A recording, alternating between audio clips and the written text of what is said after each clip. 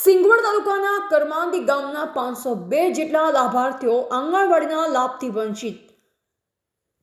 સિંગવડ તાલુકાના કરમાંદી ગામે આવેલ આંગણવાડી કેન્દ્રમાં 80 થી 90 ઘરોના આશરે 502 જેવા કુટુંબોની સંખ્યાને વર્ષોથી આંગણવાડી કેન્દ્રનો લાભ ન મળતા ગામના લાભાર્થીઓને આગેવાનો દ્વારા આંગણવાડી વર્કર દ્વારા રજૂઆત અને લાભની માંગણી કરવા છતાં તેઓ બંને દેરાણી જેઠાણી આંગણવાડી કાર્યકર અને તેડાઘર કરમાંદી ગામના વંચિત બીજા છેડા બાજુના ફળિયામાં લાભાર્થીઓને અસંતોષકારક જવાબ ન આપી લાભાર્થીઓને આંગણવાડીનો લાભ ન આપવા ધાકધમકી આપી લાભાર્થીઓને ખાલી હાથે પરત પોતાના ઘરે મોકલી દેશે અને તેની લેખિત રજૂઆત ગામના વંચિત લાભાર્થીઓને ગામના આગેવાનોએ જિલ્લા પ્રોગ્રામ ઓફિસરને લેખિત અરજી આપતા પ્રોગ્રામ ઓફિસરની સૂચના મુજબ ICDS શાખાના ઘટક 3ના કર્મચારીઓ દ્વારા કરમાંદી ગામના બાળકોને વંચિત લાભાર્થીઓને ફળિયામાં ભેગા કરી આંગણવાડીના લાભ વિશે માહિતી આપતા લાભાર્થીઓ દ્વારા આંગણવાડીના લાભ ન મળવાની રજૂઆત કરતા આંગણવાડી કાર્યકર અને તેડાઘર દેરાણી જેઠાણી અને કર્મચારીના બંનેના પતિઓ દ્વારા અને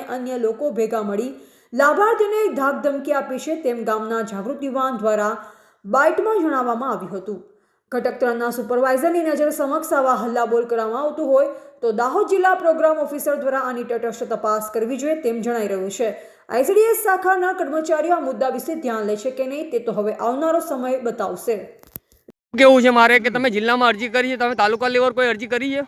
તાલુકા લેવલે આગળ અમે અહીંયા ગામમાં છેવાડાનું ગામ છે। ઓકે, હવે વચ્ચે સુપરવાઇઝર હતા તો સુપરવાઇઝરને મેં કીધું કે 2 ફળિયામાં જે બાળકોને લાભ આપવાનો થાય તે આપો તો એમના આંગણવાડી દૂર પડે એટલે નિશાળ છે આવેલી અને નિશાળની નજીક એમને 2 દિવસ પૌષ્ટિક ભોજન આપ્યું અને પછી બધા લાભાર્થીઓ જાણે જશે ને કાયદેસરનું આપવા પડશે એમ કરી અને 2 દિવસ આપ્યું પછી વર્ષોથી અહીંયા ફળિયાનો આખો ફળિયો છે લગભગ 80 થી 90 ઘરો છે અને ત્યાંના 502 જેટલા જે કુટુંબી થાય છે સંખ્યા થાય છે અને એ સંખ્યાને લાભ મળતો નથી। લોકોએ મને રજૂઆત કરવાથી મેં સુપરવાઇઝર આગળ બેન હતા એમને રજૂઆત કરી ત્યારે ચાલુ કરાવેલું। એના પછી એમને જે પેટા કેન્દ્ર કંઈ આપવાનું થતો હતો જે પૌષ્ટિક આહાર બાળકોને એ બાળકોને આપવાનું બંધ કર્યું। એના પછી વર્ષોથી આ ફળિયાને લાભ નહોતો મળતો। 80 થી 90 ઘરો છે અને 502 જેટલી અહીંની વસ્તી થાય છે। એ વસ્તીની રજૂઆત એમને લાભ નથી મળતો, બાળકોને પાયાનું જ્ઞાન નથી મળતું, જે પાપા પગલીનું જ્ઞાન મળવું જોઈએ આંગણવાડીમાં એ લાભ નથી મળતો, સગર્ભા બહેનોને લાભ નથી મળતો, ધાત્રી માતાનું બહેનોને લાભ નથી મળતો।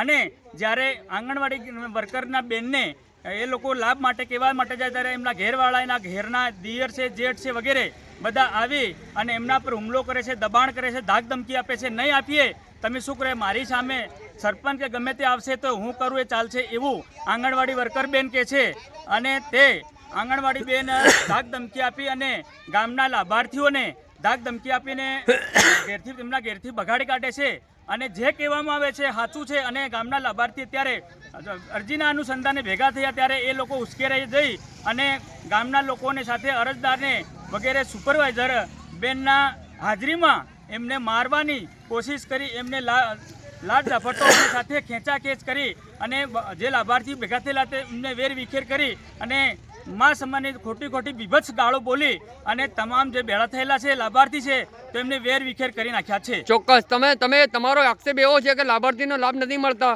તો એવા કેટલા લાભાર્થી વંચિત છે કે જેમને લાભ નથી મળતો? 80 થી 90 ઘરો છે અને 502 જેટલા લાભાર્થી છે। એ લાભાર્થી જ્યારે એમને વર્ષોથી લાભ મળતો નથી।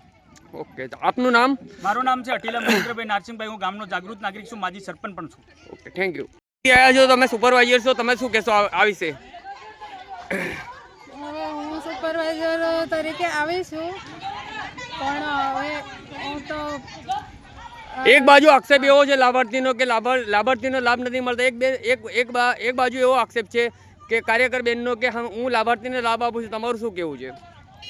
હવે જે બેન પાસે જે નોંધણી થયેલા છે એમને બેન લાભ આપે છે પણ જે એમની પાસે નોંધણી નથી કરેલી એ વંચિત છે।